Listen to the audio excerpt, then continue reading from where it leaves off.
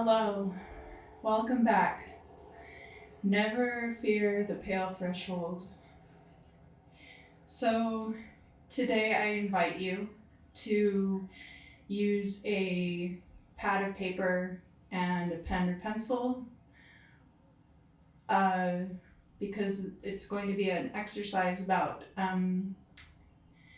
examining our problems and how to then change our way of thinking about those problems in a way that will hopefully be productive and lead us towards solutions. So this is another one of the CBT exercises. Part one, we're going to talk about the problem. So often our perceptions of the world around us are shaped in early childhood, and thus many of our unhelpful thoughts arise because we first saw these problems through the eyes of a child who lacked the life experience to properly frame these situations. Sometimes our faulty perspective is formed in adulthood as we have enough knowledge to form a new opinion or perspective, but either we're not seeing the full picture or have overlooked some crucial detail to get a well-rounded perspective. And of course, trauma during your adult life can change your perceptions as well. In this exercise, we're going to try to deal with both. First, I want you to think about the problem you're currently facing.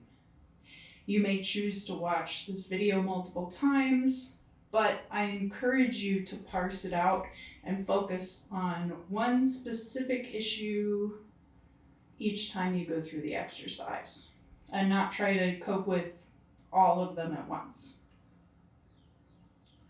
So take note of as many details as you can without getting too far off topic. Also create a separate space to write down any negative automatic thoughts which arise while you're brainstorming. Keep information about the problem as objective as possible.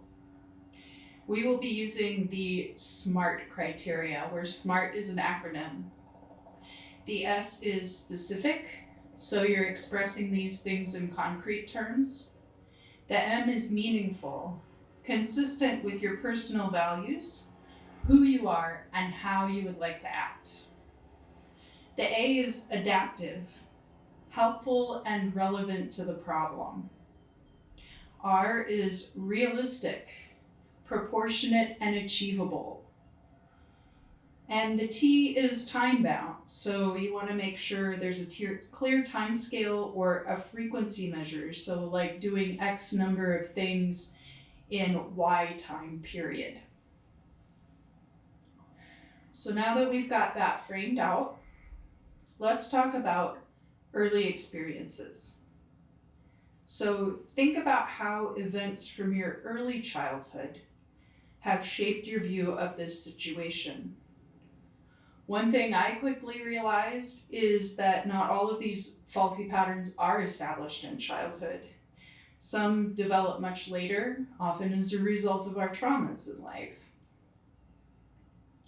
Try to remember as far back as you can while also including more recent events, which have also gone into shaping your views surrounding this problem. Now we're going to talk about core beliefs. If you want, you can pause the video and make sure you get all your thoughts down, or you can just listen through and kind of take notes and then go through it on your own. I'm going to try to put a workbook down in the description that I got this from. So core beliefs, we're going to look at your core beliefs around this subject or problem. Some of these you might have already written down during the previous part of the exercise. Some of these might fall into the negative automatic thought category, so make sure you write them in the appropriate area.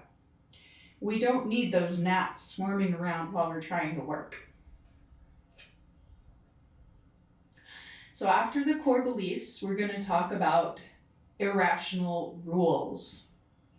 These are a form of self-limiting belief which may not necessarily have a negative tone, but are preventing you from having an objective and balanced view of your problem.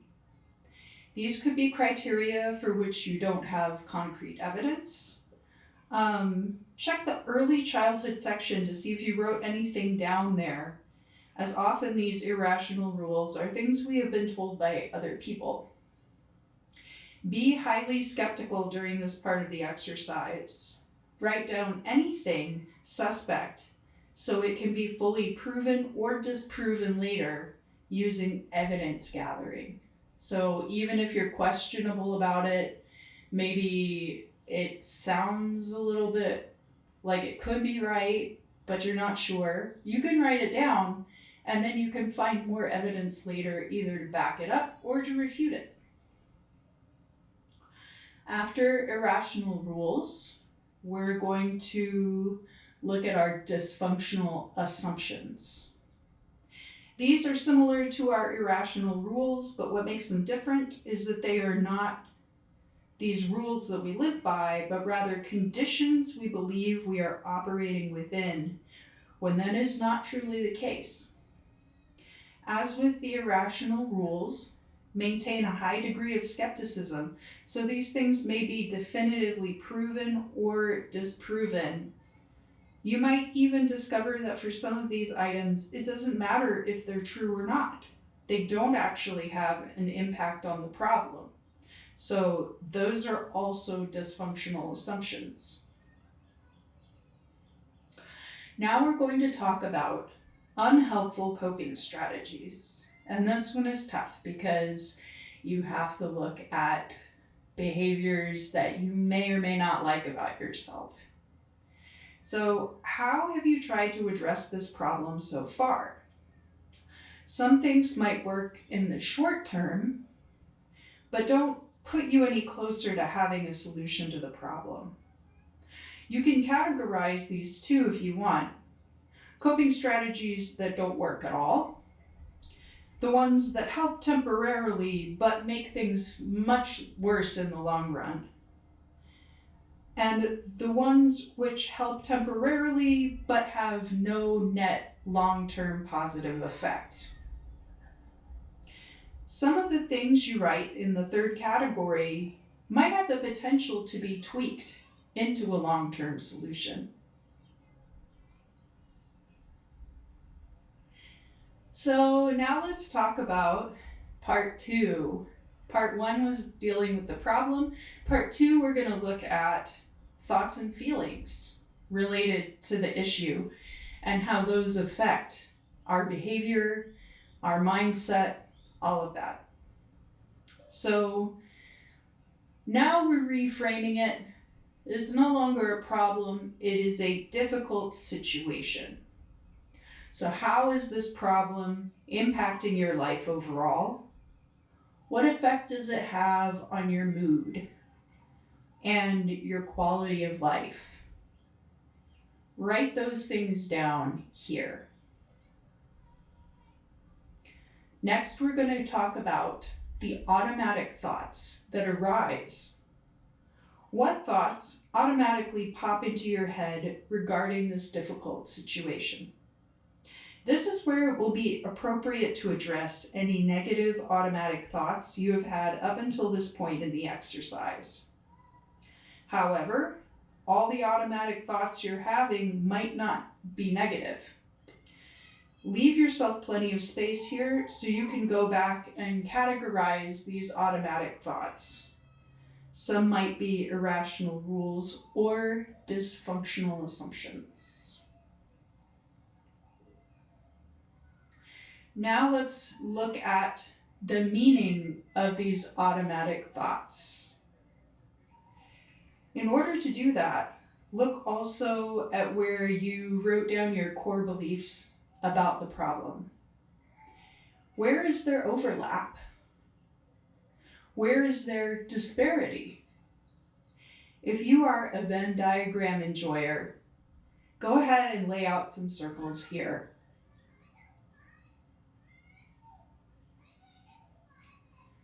Now we're going to look at emotion. So the next 3 line items, emotion, physical sensation, and behavior, are going to connect back to the meaning of the automatic thoughts. First is emotion. So how does this difficult situation make you feel? More importantly, how does your emotion reflect the automatic thoughts that you're having? The second part, physical sensation. What physical sensations relate to the emotions you are experiencing and the meaning of your automatic thoughts? Do you get stomach pain associated with guilt or sadness?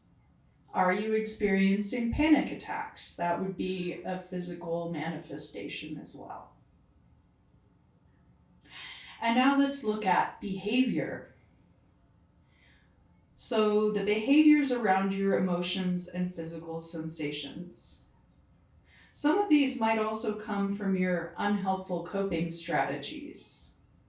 Look at these behaviors in the context of the problem. Do you feel like you have control over them?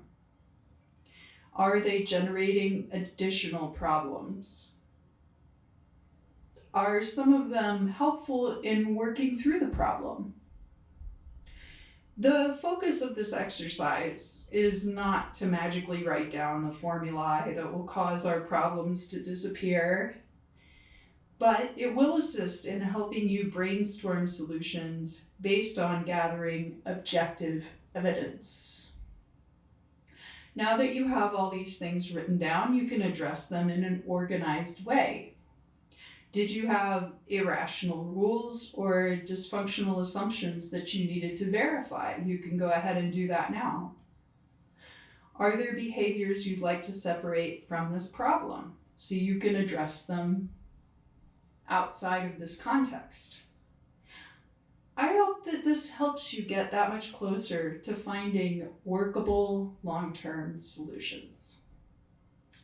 Never fear the pale threshold. And please do comment down below with your experiences if you're comfortable. Remember to keep it positive.